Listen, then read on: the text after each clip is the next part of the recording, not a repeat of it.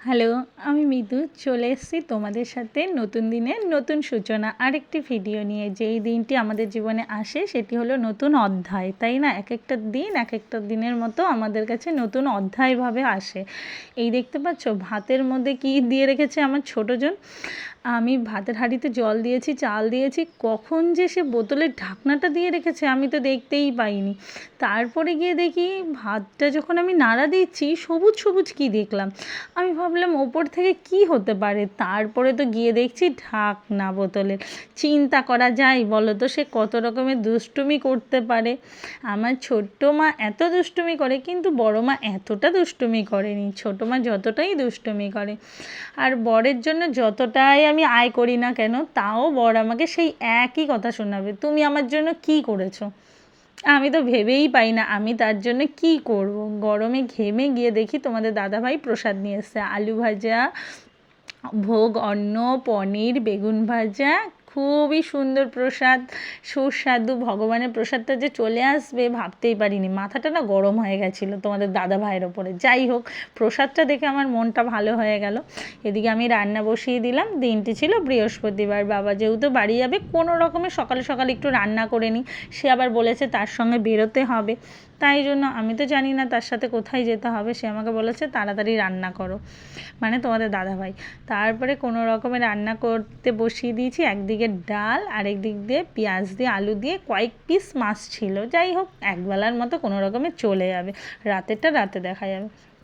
দেখতেই পাচ্ছি এত গরম লাগছে, রান্না করতে আর ভালো লাগছে না। তার সঙ্গে চলে গেলাম, দেখো সেজেগুজে বেরিয়ে গেলাম। কোথায় গেলাম? জামাই ষষ্ঠীর গিফট কিনতে। বাবা তাকে একটা ফ্যান গিফট করেছে, তো বলছে আমার প্রচুর জামা কাপড় আছে, আমার লাগবে না জামা কাপড়, তাই বাবা তাকে একটা ফ্যান গিফট করেছে। এটা হলো আমাদের জামাই ষষ্ঠীর গিফট, যেটা তোমাদের সাথে শেয়ার করা হয়েই গেল।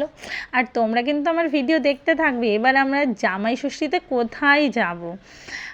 বাপের বাড়ি তো যাবই না, এবার অন্য কোথাও যাব। তার জন্য কিন্তু তোমাদের আমার ভিডিওগুলো দেখতে হবে। আর আমি যতই ভাবি না কেন আমি মা লক্ষ্মীকে তাড়াতাড়ি পুজো করব, সেই আমার দেরি হয়েই যায়। ফ্যানটা দেখো তো কেমন হয়েছে, এই ফ্যানটাই কিনলাম। আর এদিকে বিকেল হয়ে গেছে আমাদের আস্তে আস্তে। তারপরে আমি চান করে পুজো করে সব করে, কিন্তু বৃহস্পতিবারের পুজো আমি রাত্রিবেলায় করব, কোনো রকমে পুজো করে চলে এসেছি। আর এখন পুজো টুজো কমপ্লিট, জল ভরে নিলাম, রান্নাঘরটা পরিষ্কার করে নিলাম। এবার তোমাদের দাদাভাইয়ের প্রচণ্ড ঠান্ডা লেগে গেছে, তার জন্য একটু আদা দিয়ে চা বসিয়ে দিলাম। দেখতে পাচ্ছ চায়ের বাটিটা না আমার ভেঙে গেছে, একটা বাটি কিনতে হবে। আগের দিন গেছিলাম কিন্তু 230 টাকা বলছিল, আমার পকেটে ছিল না। তা ঠিক আছে চলো পরে নিয়ে নেওয়া যাবে, কোনো ব্যাপার না। আমি তো একটু ম্যানেজটা ভালো করতে পারি। আমার কী বলো তো, সঙ্গে সঙ্গে সব কিছু লাগে না, পরে হলেও হয়ে যায়, কোনো ব্যাপার না। তো চা করে নিলাম আমাদের তিনজনের মতো। বড় মানা তো পড়তে চলে গেছে, আর তার আবার ঠান্ডা লেগে গেছে আমার বরের, জানো তো। তো তোমরা বলেও জামাই ষষ্ঠীর গিফটটা কিন্তু কেমন হয়েছে, হ্যাঁ। আর এদিকে দেখো আমরা দুজনে একটু গল্প করতে করতে চা আর কুরকুরে খেয়ে নিলাম। এবার আমি যাব সন্ধেবেলার পুজো করতে, মানে বৃহস্পতিবারে। ও তার মধ্যে দেখতে পাচ্ছ দুজন কাস্টমার চলে এসছে। একটা কাকিমা এসেছে, সে তার বৌমার জন্য শাড়ি কিনতে, নিজের জন্য শাড়ি কিনতে। তো তাদের সাথে অনেকটা গল্প হলো, কথা হলো, বেশ ভালো লাগলো। জানো তো ব্যবসার বাজার একদমই ভালো নেই, খুবই বাজে। বাড়িতে ব্যবসা যেহেতু বাকি ছাকি তো করতেই হবে, না হলে তো হয় না। যেহেতু আমি ছোটো মানাকে নিয়ে এখন বেরোতেই পারি না, কি করা যাবে। বাড়িতে বসে আমার টুকটাক যা হয় ঠাকুরের ইচ্ছায় আমি তাতেই সন্তুষ্ট।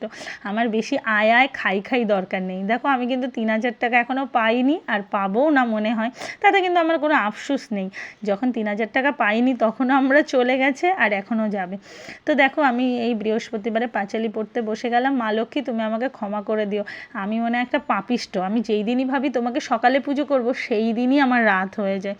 তো মা লক্ষ্মীর কাছে ক্ষমা চেয়ে নিলাম, মা লক্ষ্মী তুমি আমাকে ক্ষমা করো। আমি শপথ করেছি আমি এখন থেকে শুক্রবার থেকে রোজ সকালে স্নান করে পুজো করব, না হলে আমি আর কিছু করবই না। মা লক্ষ্মী